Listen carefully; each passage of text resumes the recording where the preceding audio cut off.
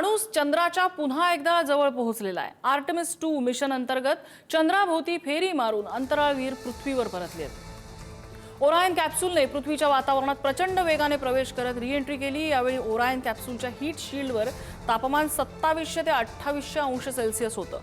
ही उष्णता जवळपास सूर्याच्या पृष्ठभागाइतकी असते आणि त्यामुळे हा टप्पा अतिशय महत्त्वाचा मानला जातो। थोड्याच वेळात त्यानंतर या कॅप्सूलचं स्प्लॅश लँडिंग झालं। MIT AIIC इन्क्युबेटरचे संचालक अतुल खेरडे आपल्यासोबत आहेत। खेरडे सर, किती मोठी अचीवमेंट म्हणायची ही माणसासाठी? ह्युमंगस, ही अत्यंत मोठी अचीवमेंट आहे आणि यात तुम्ही एक लक्षात घ्याल की ही खूप खूप मोठ्या प्रकारचं टीम वर्क आहे। म्हणजे याच्यामध्ये अक्षरशः शेकडो टीम्स आहेत वेगवेगळ्या आणि त्या सगळ्यांचं पूर्ण आवर्तन ते एका जसं समेवर येतं तसं त्या समेवर बरोबर ते स्प्लॅश डाऊन मध्ये सगळेजण आले तिथे। म्हणजे अगदी छोट्या छोट्या गोष्टी करण्यासाठी रिहर्सल केलेली असते, तयारी केलेली असते। त्यांना ते कॅप्सूल मधनं बाहेर काढण्यासाठी बघा हेलिकॉप्टर्स होते, ते सुद्धा नोंदवून ठेवलेले होते हेलिकॉप्टर की आईवर जर एखादा बिघाड झाला तर आपल्याला त्याच्यात व्यत्यय नको म्हणून। असं प्रत्येक ठिकाणी पॅराशूट सुद्धा 3 लावलेले होते। तर असा प्रचंड विचार करून, साध्या साध्या गोष्टींचा विचार करून हे अचीव केलेलं होतं। ही फारच मोठी गोष्ट आहे। एक तर पहिली गोष्ट म्हणजे आपल्याला पहिल्यांदा जेव्हा मानव चंद्रावरती उतरला होता त्यावेळेला वन स्टेप आणि it's a step bigger for Mankind असं जी म्हटलं गेलेलं होतं।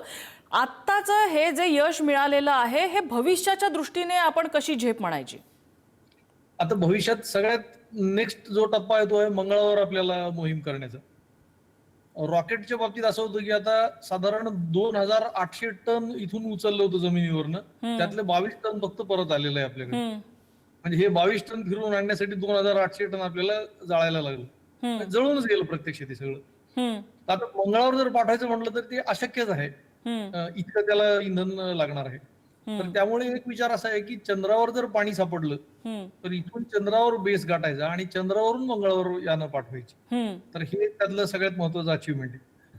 दुसरी गोष्ट, चंद्रावर काही खनिज आहेत की जी आपल्याला पृथ्वीवर उपलब्ध नाहीत, तर ती सुद्धा आपल्याला इकडे तिथनं म्हणजे आणता येतील। हा त्यातला एक महत्वाचा भाग आहे। आणि अजूनही बरेच काय काय आता संशोधनाचं, आज या कॅप्सूल मध्ये पण संशोधन बरंच केलं यांनी, वेगवेगळ्या प्रकारचे सायंटिफिक एक्सपेरिमेंट्स होते। त्यात काही गमतीचा भाग सांगतो मी। अपोलो यान जेव्हा गेलो होतो 53 वर्षापूर्वी, तर त्याच्यावर जो ऑनबोर्ड कम्प्युटर होता त्याचं वजन होतं 30 किलो। म्हणजे एक ग्रॅम साठी तिथे लढाई असते, तिथे 30 किलो ऑनबोर्ड कम्प्युटर होता। आणि आता जे यान गेलं याच्यावर फक्त 7 किलो वजनाचे होते आणि त्याच्यामध्ये 4 कम्प्युटर होते। म्हणजे एक फेल झाला तर दुसरा तिसरा असं करत, आणि त्या अपोलो कम्प्युटरच्या यानाची कॅपॅसिटी आपल्या फोनची त्याच्यापेक्षा कितीतरी 1000 पट जास्त कॅपॅसिटी आहे, म्हणजे ऑर्डिनरी फोनची।